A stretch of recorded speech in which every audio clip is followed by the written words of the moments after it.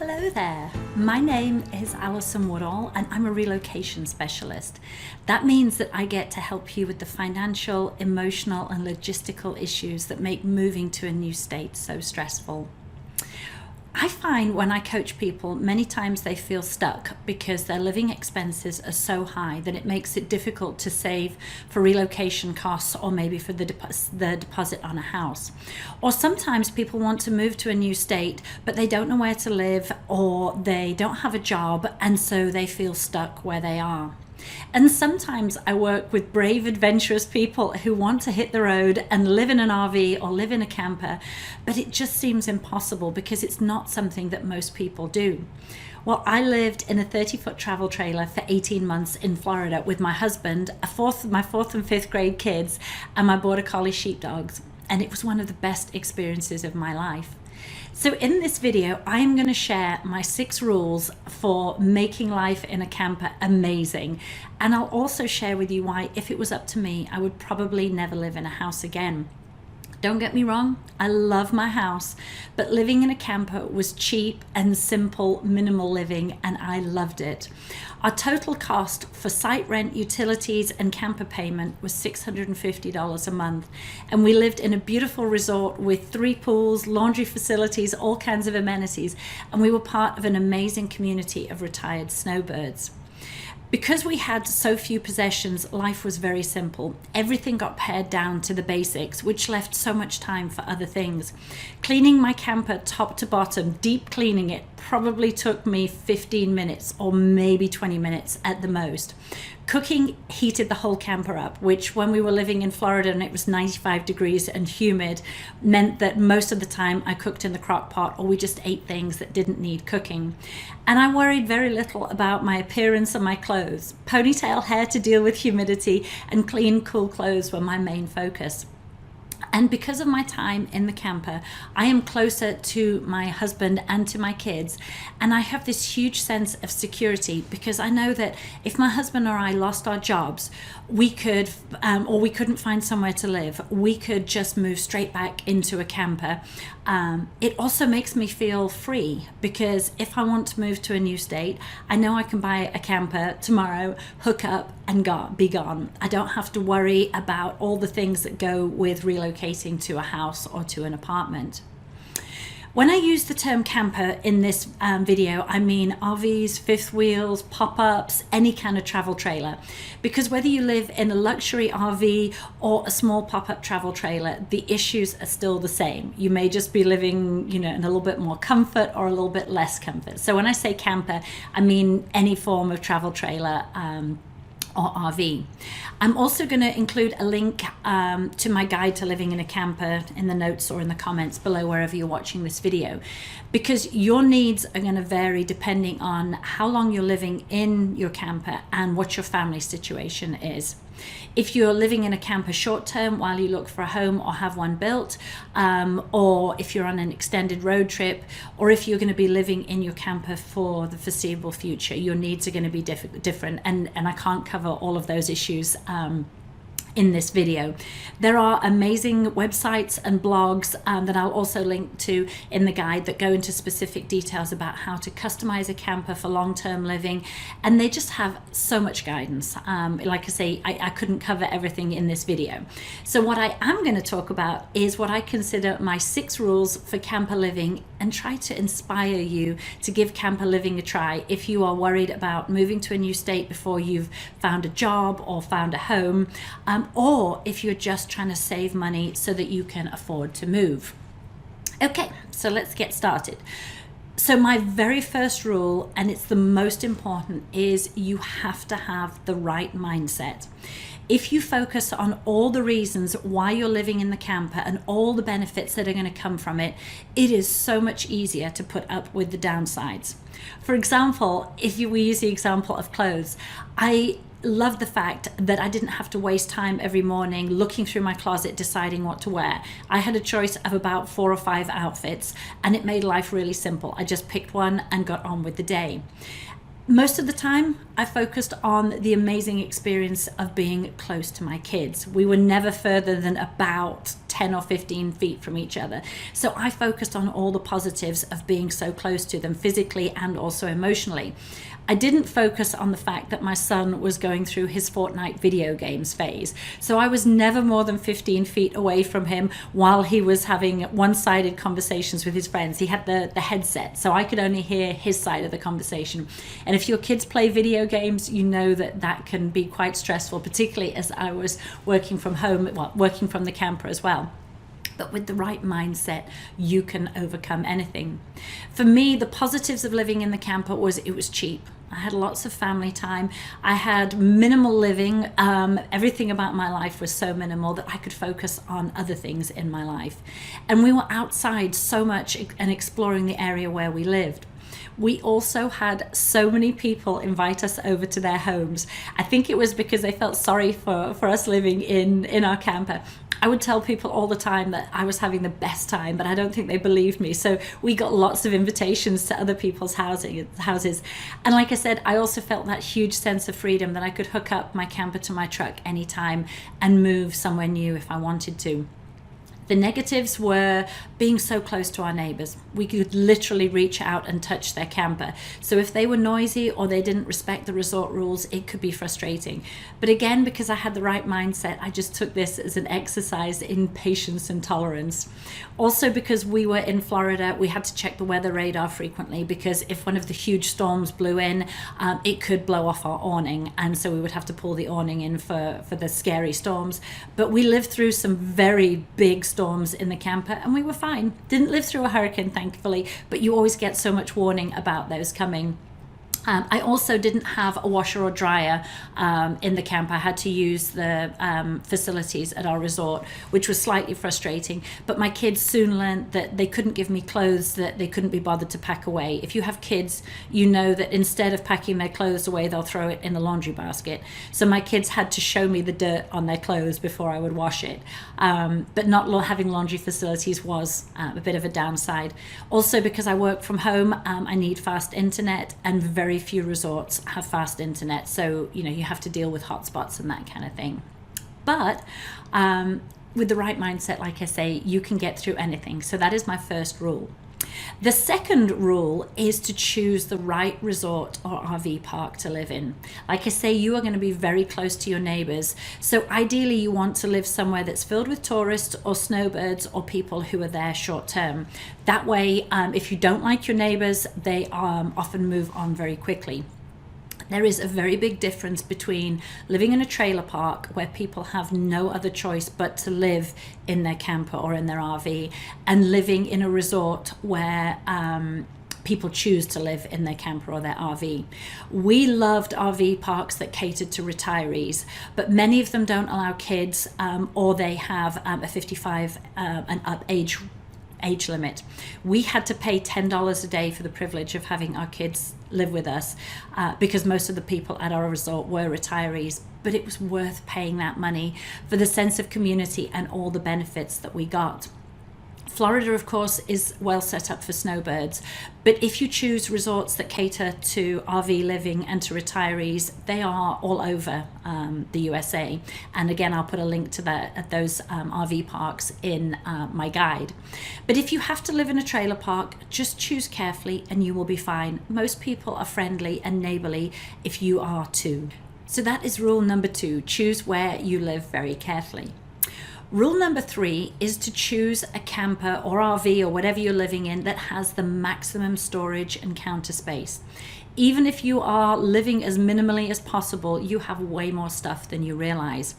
I will take an old camper with lots of storage over a fancy new one with very little storage. Because once you put all your stuff in your camper and you customize it to your needs, you're not going to care whether it's older, but you will care if you don't have enough storage. We even use the top of our dog's crate for extra counter space. My other guidance for maximizing the space that you have is put command hooks everywhere. Then that way you can hang things up. And instead of using mats, we use bath mats all throughout the camper, particularly if you have kids. The dust and the dirt and the sand, if you're living in Florida, get into the camper all the time. And if you use bath mats, they are cheap. You can shake them out and you can wash them, and then you can just replace them if they get a little bit yucky.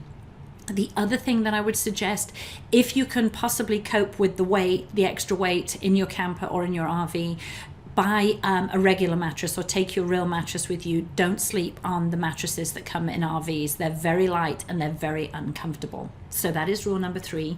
Choose your camper with maximum storage and, if possible, counter space. Then rule number 4, maintain everything. Make sure that your camper is sealed to prevent leaks and that your AC is serviced regularly. If your camper is older, then you will definitely need to get it sealed regularly. And if you are using your camper for the first time to live in it long term, or if it's older, check all the seals and pay for someone to seal it. AC is vital. If your AC goes out in your house, it'll get hot. If your AC goes out in summer and you're in a camper, it is like being cooked in a metal box, and I speak from experience. Also, if you have an RV or if you are towing your camper, make sure that the engine on your RV or your towing vehicle is also well maintained. If you are traveling long distances, if you're moving cross country, make sure your vehicle is maintained before you move or serviced before you move. And also look at your tires. It always makes me so sad when I see someone in an RV or in a travel trailer broken down on the side of the interstate. Make sure that you have a jack that can lift up your RV or your travel trailer, and that you know how to change a tire and that your spare is in good condition.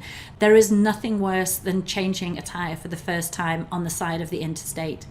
Even if you have roadside assistance, it can take them 3 or 4 hours to get to you. And if all you need to do is change a tire, you can do it in 30 minutes and be back on your way. So that's my rule number 4, maintain everything. And then rule number 5, which I've kind of touched on, get out there and explore. Make a list of all the places that you want to visit, the things that you want to try, and the new experiences that you want to have. Being in your camper every night is not going to be fun. It's not like sitting in a house and relaxing. So get out there and do all kinds of new experiences and make the most of wherever you're living. Because our cost of living was so low, we had the money to join one of those boat sharing companies. So we were out on a boat several times a week. And we also, because we were living in Florida, bought passes for Universal Studios. And I got to go to England and see my family for the first time in years, just because of the money that we saved on living expenses. Obviously, if you're living in your camper because you're trying to budget, you can make a list of all the free places to visit, parks and lakes and beaches, and make a list of upcoming free events at churches, local community centers, free days at museums or galleries or whatever you're into, even free concerts. And especially if you have kids, get them out, get them cycling around, make them, condition them to love being outdoors. The more time they spend outdoors, the easier it's going to be to get on with them. But just be aware that some resorts don't allow kids to be unattended, so you may need to be with them. But if you live in a resort for a few months and your kids are respectful and you get to know everybody in the community, most people won't bother if they see your kids cycling around. And so that brings me to my 6th rule of camper living. Be a good neighbor. In a resort, someone is always watching. If you break the rules, if your kids break the rules, they will report you to whoever runs the resort or the campground. Or if your kids do something bad, they will come and tell you. I always say, don't play your music or your TV loud. Don't make a noise after about 9 p.m. and always clean up after your dog. That is the thing that people hate most. If your dog poops on a piece of grass, it could be outside someone's camper and they'll get very annoyed with you very quickly. And make sure that your kids are respectful. Just be friendly and get to know your neighbors. Wherever you live, whatever kind of resort, even if it's a trailer park, there's an amazing sense of community, but you have to obey the rules and you have to get involved. So that is it. Those are my 6 rules to make the most of living in a camper. Rule number 1, your mindset is the most important thing. If you have a positive mindset, you can get through anything. Rule number 2, choose the best resort or RV park to live in. Rule number 3, choose a camper with the maximum storage and counter space, and then customize it to your needs. Rule number 4, maintain everything. Maintain your camper, your RV, and the engine on your RV, or if you're towing a camper, whatever vehicle is towing the camper, and make sure your tires are in excellent condition. And then rule number 5, get out and explore. Make the most of living minimally and having more money, because that's after all why you are living in the camper, for that experience. And then rule number 6, be a good neighbor. The guide that accompanies this video lists all the things that I learned in my 18 months living in a camper. But my main advice to you, if you're considering living in a camper, is make a list of all the positives and all the negatives. Then focus hard on all those positives that are going to come from living in the camper.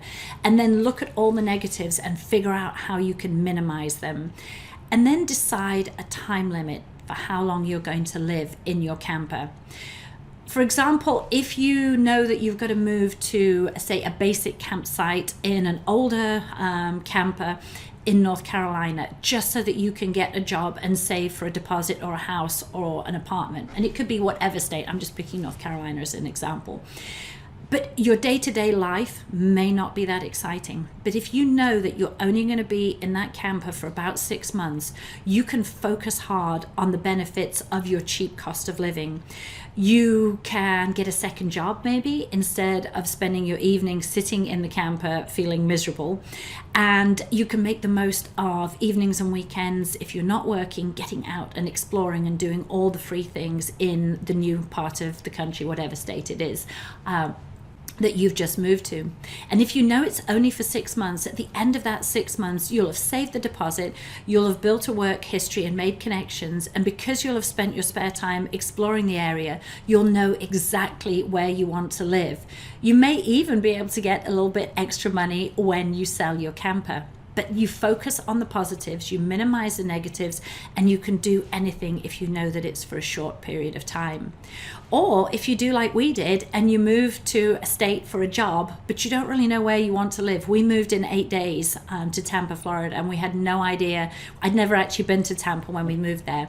So we had no idea where we wanted to live. So we moved in the camper. We were supposed to be in it for 3 months, and I loved it so much, which is why we stayed in the camper for 18 months. But you can use that time in your camper to explore the different neighborhoods, different communities, find out about schools, and then use that time in the camper to reset your children's expectations. My kids will be forever grateful for having their own rooms, TV, and fast internet after living in bunk beds in a camper with slow internet and TV. Focus on having adventures and bring you closer to your kids. That's what we did. We focused on all the positives of those months that we lived in the camper, and it changed us forever. So that's my advice. Those are the 6 rules that I talked about, and focus on the 6 rules. So they are having the right mindset, choosing the right resort, choosing a camper with maximum storage and counter space, maintaining everything, getting out there and exploring, and being a good neighbor. And then when you make a list of positives and negatives, focus on the positives, minimize the negatives, and decide how long you're going to live in your camper for. It will be the most amazing experience. There were some rough days during our 18 months, but when we all look back on that time, it was a fabulous, fun time. Having said that, it'll be a long time before my kids want to go on vacation in a camper. 18 months was more than enough time for them. But I would move back into a camper and hit the road tomorrow if I could, because I loved it that much. So do everything you can to make relocating to another state a reality, and be brave enough to live life just a little differently. Camper living is amazing. It's a life-changing experience. So if it's what you dream of, I encourage you to make a plan and make it happen, and download my guide in the comments, and it'll just give you some great advice so that you can make your camper dreams come true.